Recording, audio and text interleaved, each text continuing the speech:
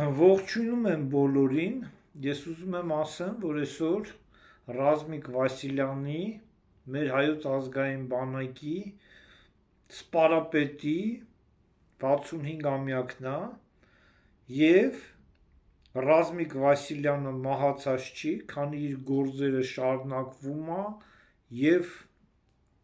բխում է մեր հավականների մեջ և ոչ հավականների մեջ, ինքը հիմնադիրը դառավ մեր պետության, մեր բանակի և իմ խորին համոզմամբ բոլոր նրանք, ովքեր ջատագում են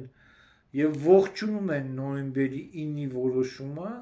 նրանք գիտակցաբար կամ անգիտակցաբար մեր ազգի, մեր պետության թշնամիներն են, բոլոր նրանք, ովքեր ողջունում են օգոստոսի 8-ի որոշումը, մեր ազգի պայծառ ապագայի և պետականության կերտողներն են, ես որպես հաբի զինվոր կկանգնեմ այն մարդկանց և այն ուժերի կողքին, ովքեր օգոստոսի 8-ը որպես մի լույս են տեսնում մեր հայոց պետականության մեջ, շնորհակալություն, ձեր հետ հաբի կոմսներ: